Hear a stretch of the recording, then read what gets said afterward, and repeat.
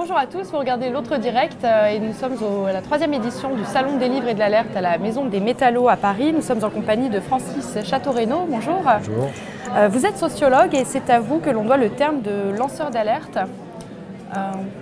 D'où est venu ce concept? Il est venu de travaux de sociologie dans les années 90 autour de grandes crises sanitaires à l'époque, la vache folle, l'amiante, les questions sur la radioactivité, sur la dioxine, sur la pollution de l'air. Et j'étudiais ces processus et sous le label à l'époque de prophètes de malheur, qu'on avait donné comme ça le titre à la recherche, ceux qui annoncent le pire, qui annoncent les catastrophes. Et en fait, en allant sur le terrain, en rencontrant les gens, on se rendait compte que c'était trop péjoratif. On ne pouvait pas appeler les gens qui portaient ces dossiers des prophètes de malheur. Ça renvoyait à Cassandre, ça renvoyait à des figures mythologiques du catastrophisme. Mais c'est vrai qu'il fallait trouver un autre terme. Donc je me suis creusé un peu la cervelle et je me suis dit, tiens, au fond, que font ces gens? Ils ouvrent un questionnement, ils ouvrent un processus de discussion ou de mobilisation. Et ce qui est important, c'est le mouvement de lancer quelque chose. Et donc, qu'est-ce qu'il lance? Il lance des alertes. Et donc, je me dis, ben voilà, le lanceur d'alerte est la meilleure expression qu'on puisse trouver. À l'époque, il y avait la notion de whistleblower dans la tradition anglo-américaine, aux États-Unis, en Angleterre, en Australie, etc. Et whistleblower était traduit par le droit canadien en particulier, qui est un bon observatoire des traductions, comme dénonciateur. Et c'était exactement ce que je voulais éviter. Je ne voulais pas qu'on identifie spontanément les gens qui lancent des alertes à forcément des dénonciateurs, sachant qu'en plus en France, pour des raisons historiques liées à la Deuxième Guerre mondiale, le dénonciateur c'est souvent le délateur. Et donc il faut jouer quelque chose de très positif, de très créatif. Et donc j'ai créé le lanceur d'alerte.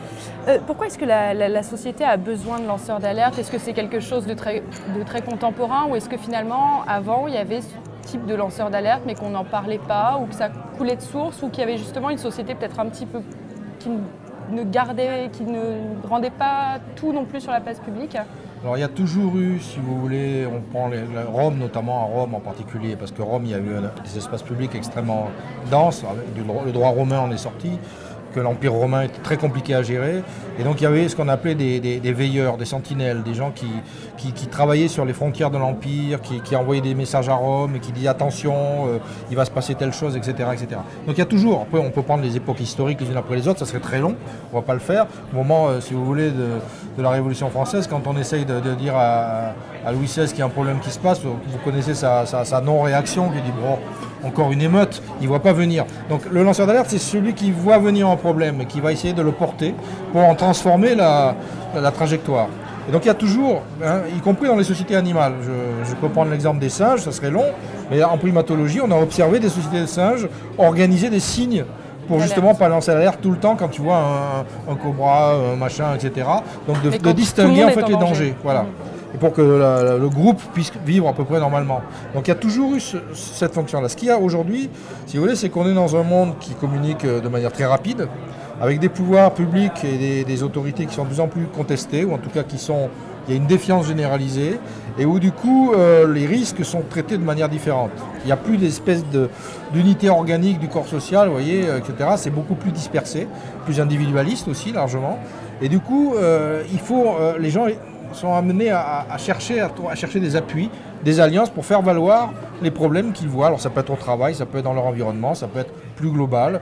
Après tout, quand on regarde le climat, c'est 30 ans de lutte des scientifiques pour faire reconnaître une cause. C'est des lanceurs d'alerte. Vous venez de sortir en juillet 2017 au bord de l'irréversible sociologie pragmatique des transformations. De quoi parle ce livre? Ce livre, il parle, si vous voulez, de trois choses en même temps. C'est-à-dire d'une part, de l'emprise aujourd'hui du discours catastrophiste sur nos esprits. C'est-à-dire au fond, on a le sentiment que même les institutions officielles, alors en particulier autour du climat, de la biodiversité, des grandes métropoles, de la pollution, des inégalités, etc., nous décrivent une humanité et une planète qui vont vers la catastrophe.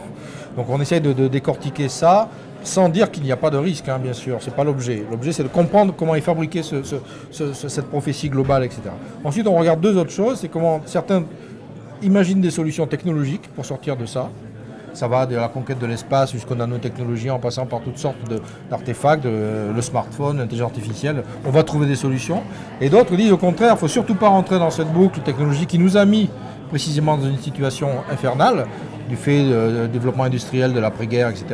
Et plutôt revenir aux racines, aux sources et retravailler nos collectifs au plus près. Donc les villes en transition, les jardins partagés, la permaculture, l'agriculture bio, faire attention aux espaces verts, etc.